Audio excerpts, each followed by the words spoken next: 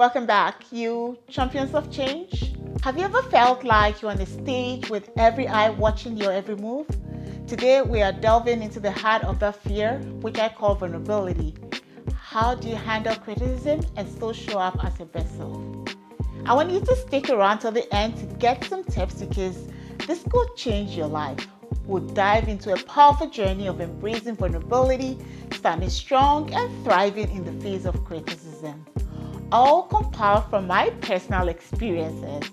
I want to show you how you can navigate those moments when it feels like the world is judging your every step, and you can use it as a catalyst for growth. I want you to comment below what you think vulnerability is. I would love to hear your comments.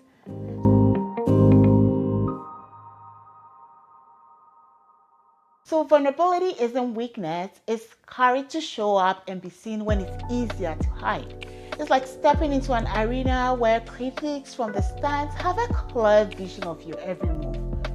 And I can relate this to the arena of life.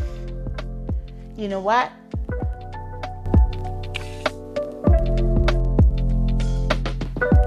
I want us to acknowledge something very important. I feel like life is like a grand arena. When we step into this arena of life, whether we're starting a business, we're chasing our dreams, working for someone, or sharing our art of pursuing a passion, we open ourselves up both for criticism and support. People outside the arena don't see the effort, the heart, and the courage it takes to show up every day. It's natural to feel exposed, but it's how we handle their criticism that shapes our journey. I want you to do me a favor. If this is resonating with you, you can just hit a like and share button. It's a way of allowing us to continue supporting others and getting the algorithm to know us. To a personal story of navigating criticism. I want to throw you as far back as I can remember during my career when we were running a multi-million project. When we first launched this project, I poured my heart and soul into it, only to receive some harsh criticism from outsiders. I was really surprised how it came out hard and fast. Then I realized, people are slow to praise, but they are quick to critique. It was like arrows hitting me from all the sides. It stuck. It made me doubt myself and question if I should continue. But each critique became a lesson shaping my journey and strengthening my resolve. I learned valuable lessons about resilience and staying true to my vision. And to this day, I hold on to the things I learned. I want you to learn from me. Open up on some bad ways I dealt with vulnerability. Different ways of dealing with vulnerability. For me, I need to liken it to every suit of armor to protect yourself from every critique. It might shield you, but it's also found out that it traps you, preventing growth and authentic connection. Dealing with vulnerability, I had self-doubt, and I quickly realized that allowing criticism to undermine my self-worth and confidence was not a good idea. You do yourself no good. It's like carrying a weight that drags you down. Instead, you would have to practice self-compassion, I found. Be kind to yourself during moments of self-doubt.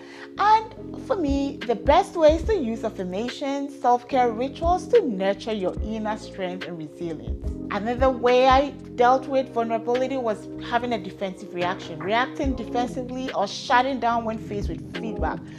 It was like building walls to block everything around me and pushing people away who might actually meant supporting me. Rather, I have learned that you have to build bridges, which creates a link and allow influx of people into your circle. By that way, you get supported and you can actually grow from that. Avoidance was another thing that I used. Opportunities, shying away from challenges, keeping me from realizing my true potential. You don't put yourself out there and learn from your mistake and build the resilience you need when you avoid taking the necessary step, taking the lead, and going back into your shell. A positive way is to set boundaries. Establish clear boundaries to protect your emotional well-being. Learn to say no to negativity and criticism that don't contribute to your growth. Before we continue, if you're finding value, can you hit the notification? Do us a favor of sharing, liking, and subscribing to this channel where we help you on your healing journey. Now, practical lessons I would say to help you stand strong, you have to think of vulnerability differently. And the first way is to think of vulnerability not as a weakness, but as your greatest strength. It is the key to authentic connections and true personal growth. I want you to embrace imperfection, because I found out, like an artist with a blank canvas, your imperfections add depth and character to your journey. You have to embrace the imperfections that make you unique. They are what gives your journey its character, and thriving for authenticity is the key to emerging stronger. Now you have to practice self-love as a way of dealing with vulnerability. You treat yourself with the same kindness you would a dear friend. When criticism hits, remind yourself of your strength and achievements. Another way is to seek growth opportunities. Use the criticisms as a tool for growth. It's like a map pointing out areas where you can improve. By embracing it, you learn from it and keep moving forward. Now, to deal with resilience, you have to cultivate emotional intelligence. You have to develop awareness of your emotions and how they influences your response to vulnerability. You can do this by practicing emotional regulation techniques to manage stress and maintain clarity. Now, a better way of dealing with vulnerability is to celebrate your progress. You know what? If you acknowledge and celebrate your achievement, no matter how small, it helps you reflect on your journey, and regularly, it boosts your self-esteem and motivation. I want us to shift our focus to career growth and health outcomes, linking vulnerability to these two things I'm talking about. I found out from studies which show that those who embrace vulnerability experience greater career satisfaction, personal fulfillment, and improved mental health. They are more resilient and adaptable in the faces of challenges, which positively impact mental and physical health outcomes. Now, statistics of vulnerability and well-being are all over the place. A study from the University of Houston found that individuals who practice vulnerability have 30% higher job satisfaction and 25% lower stress level. You want to lower your stress level? You have to practice vulnerability using the things that I talked about earlier. Now it's your turn. I want to hear from you. How do you handle vulnerability in your life? Can you share your stories, your insights in the comments below? I want us to create a supportive community where we can learn and grow together. I'm always happy when I hear this motivational quote, and this is something that constantly I remind myself. Remember, vulnerability is not winning or losing. It's having the courage to show up and be seen when we have no control over the outcome. This is Brené Brown. Now, as a health tip, remember, stress weakens the immune system.